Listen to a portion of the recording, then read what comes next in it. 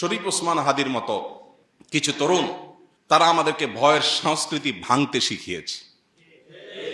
তারা শিখিয়েছে কিভাবে ভয়কে জয় করতে হয়। আপনার আমার অনেকের মতো তারও একটা ছোট্ট বাচ্চা আছে, মায়া আছে, এবং সে জানতো সে যে পথে পা বাড়িয়েছে এই পথে মৃত্যু অবধারিত, সেটার জন্য প্রস্তুত ছিল, আগে থেকে ঘোষণা দিয়েছে। পরিচিত ভাই ব্রাদারকে বলে গেছে, আমি মরে গেলে আমার বাচ্চাদের দিকে খেয়াল রাখিও, জাস্ট ইট, আর আল্লাহ খেয়াল রাখবেন, যথেষ্ট। বহু লেবাসধারী ধার্মিকের চাইতে, বহু লেবাসধারী তথাকথিত আলিমের চাইতে এ ধরনের তরুণরা আমাদের জন্য এই ক্ষেত্রে অন্তত উত্তম উদাহরণ।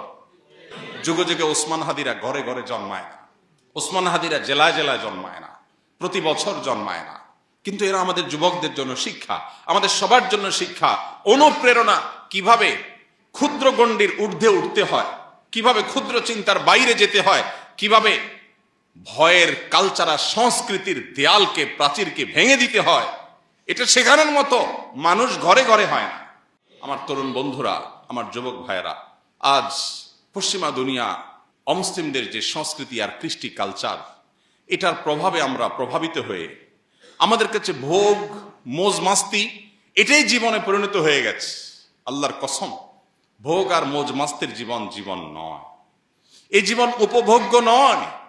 এটা খুবই সামান্য সময়ের সীমিত আনন্দ আপনাকে দিতে পারে, চূড়ান্ত ভাবে মৃত্যুর পরের সময় অপেক্ষা করতে হবে না, জীবনেই আপনাকে কুরে কুরে শেষ করবে। আপনি একটা সময় উপলব্ধি করতে পারবেন আমার জীবনের আসলে লক্ষ্যটা কি। ভোগ উপভোগ তো খুব সামান্য সময়ের, পছন্দনীয় খাবার খাচ্ছেন, এটা গলার নিচে নামার আগ পর্যন্ত উপভোগের বিষয়, এরপরে আর উপভোগের কোনো বিষয় নয়।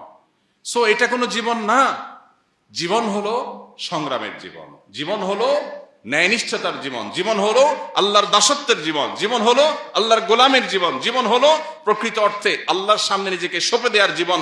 জীবন হলো ত্যাগের নাম, জীবন ভোগের নাম না। জীবন হলো স্যাক্রিফাইসের নাম, জীবন উপভোগের নাম না।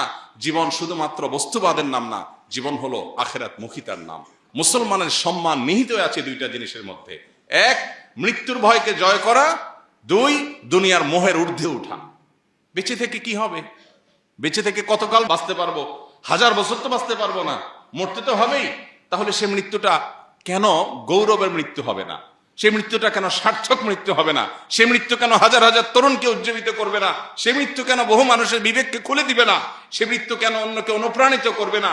এই মৃত্যু কেমন মৃত্যু যে মৃত্যু আমার একজন ভীরু মানুষের মতো মৃত্যু হবে? আমি পলায়ন পর হয়ে মৃত্যু কেন বরণ করব? এই মৃত্যুর ভিতরে কি সার্থকতা আছে? এই মৃত্যু তো সবাই বরণ করে, গরু ছাগলেরও তো মৃত্যু হয়। আমি মানুষ, আমি প্রাণী, আমি মুসলিম, আমি আল্লাহর নবীর উম্মত, আমি বড় বড় সাহাবীদের অনুসারী, অতএব আমার মৃত্যু তো অন্য 10 জনের মৃত্যু মতো হতে পারে না। আমি একজন আদর্শবাদী মুসলিম হতে হয়।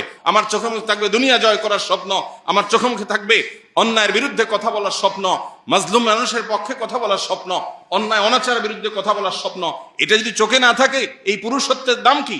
এই মনুষ্যত্বের দাম কি? এই মুসলমানিত্বের দাম কি? এই তথাকথিত ঈমানের পরিচয় নামে অভিনয় করার দাম কি?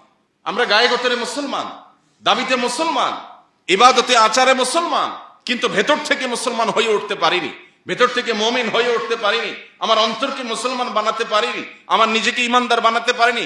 যদি পারতাম তাহলে মৃত্যু আমার সবচেয়ে প্রিয় জিনিস হতো, কারণ মৃত্যুর পরেই আমার জান্নাত অপেক্ষা করছে। মৃত্যু আমার সবচেয়ে প্রিয় জিনিস হতো, কারণ তারপরে আমার নবীর সাথে সাক্ষাতের সুযোগ তৈরি হবে। মৃত্যু আমার সবচেয়ে প্রিয় জিনিস হতো, কারণ তারপরেই আমার জান্নাতে যাওয়ার পথ সুগম হবে। হাউজে কাউসার আমি পাবো, নবী রাসূলদের সাথে সাক্ষাৎ আমি পাবো, স্বয়ং আল্লাহর সাথে আমি সাক্ষাৎ পাবো।